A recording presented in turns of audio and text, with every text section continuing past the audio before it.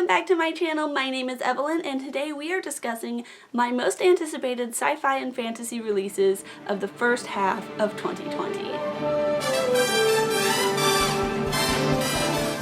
So a couple of disclaimers before we get started. First of all, this is, like I said, just for the first half of the year. I will be doing another set of most anticipated reads videos in June so that I can cover the second half in detail as well, but right now we don't have as much information on release dates and such as we do for the first half of the year, so I'm just waiting until June. So there are a few books that I am highly anticipating, but I'm not going to talk about yet because they won't come out for several months now. Also, some of these books on this list might have already released by the time this video is released because college was very busy at the end of the semester, and so I didn't get around to doing this until the new year was almost upon us. So this video might not make it out until the end of January, but I will be giving you all the release dates for these books, so you'll know if the book has been released or not by the time you are watching this. And then I have already done 2 anticipated reads videos. I have done one on my sequels for the year and my LGBT reads for the first half of the year. And so I have already mentioned several different fantasy books, so I'm just going to rattle off those titles really quick, just in case you are looking for one of those and were expecting to find it here. They might be in another video, and I will link those videos in the description down below so you can get more information on the following titles. So in my 2020 anticipated sequels video, I talked about The Night of the Dragon by Julie Kagawa, Heart of Flames by Nikki Pau-Preto, The Deck of Omens by Christine Lynn Herman, The Sword and the Stars by Corin McCarthy and Amy Rose Capetta, King of Crows by Lippa Bray, My Calamity Jane by Cynthia Hand, Brody Ashton, and Jody Meadows, and Wayward Witch by Zoraida Cordova. And in my LGBT books for the first half of 2020 video, I mentioned Infinity Sun by Adam Silvera, When We Were Magic by Sarah Gailey, Super Adjacent by Crystal Sestari, The Mermaid, the Witch, and the Sea by Maggie Taduka Hall, The Scapegracers by Hannah Abigail Clark, and Cemetery Boys by Aiden Thomas. So like I said, I will link those videos down in the description below, and you should go check them out for even more reads that I am excited for in the coming year. But right now we're just going to talk about just sci-fi and fantasy. My first pick is Rogue Princess by B.R. Myers, which is set to release on January 21st. This book has been pitched as a gender-swap sci-fi retelling of Cinderella, which honestly sounds like everything I never knew that I needed in my life. Princess Delia is supposed to pick a prince to marry in order to save her planet through a valuable alliance, but she cannot help but dream of finding true love. So she steals the spaceship and runs away, only to discover that she has accidentally brought along a thief named Aiden with her. The two of them end up discovering a rebel conspiracy that threatens to destroy their planet and also develop feelings for one another along the way. This honestly kind of gives me Star Wars meets Tangled vibes, and I'm very much here for it, and the cover is gorgeous. Next we have Spellhacker by M.K. England, which is also set to release on January 21st. Magic, also known as Maz, was once a bountiful natural resource in Kakarta, until an earthquake and a magical plague wiped out a huge chunk of the population, and a greedy corporation took control of the Maz supply. Now it's ridiculously expensive, which is why Diz and her 3 closest friends have been pulling Mag's heists on the side. On what is supposed to be their very last job, they discover an explosively powerful new strain of Maz and a conspiracy that might possibly be the key to saving their world. This sounds so fun. Like, magical heist is something that I really enjoyed in The Gilded Wolves, so I'm very excited to see this one as well. Shadows Between Us by Trisha Levenseller is set to release on February 25th. Alessandra is a girl with a plan. Step 1, woo the newly crowned Shadow King. Step 2, marry him. Step 3, kill him and take over his kingdom. It will be difficult. Nobody knows how powerful the Shadow King really is, and Alessandra is far from the only one trying to kill him. In fact, she finds herself having to save his life in order to keep him alive long enough for her to kill him later when she needs him to be dead.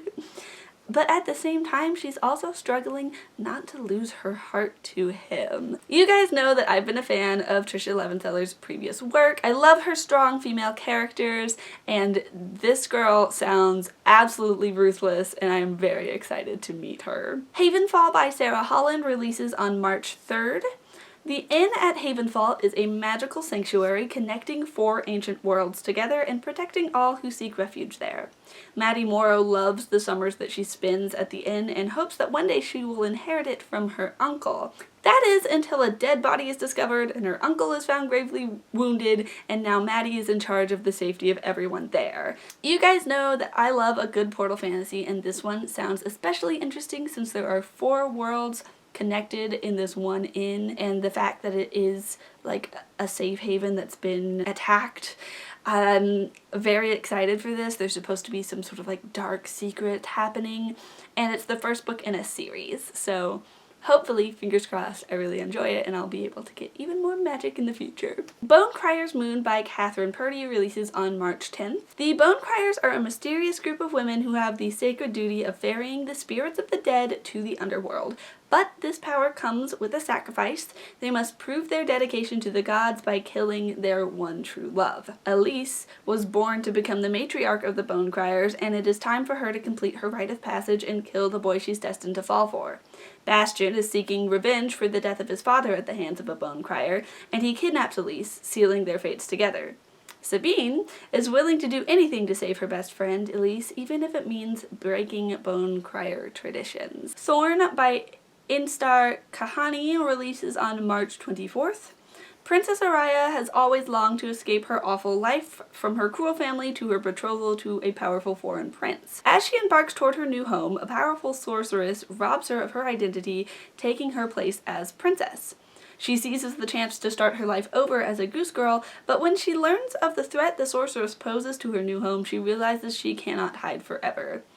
Okay, this one is particularly intriguing to me because I love the idea of a hero who like gets an out super early and could, you know, just go about doing their own thing, but ends up like helping anyway just because they're a good person. Like, I find that super interesting and I want to see that. Chosen Ones by Veronica Roth releases on April 7th.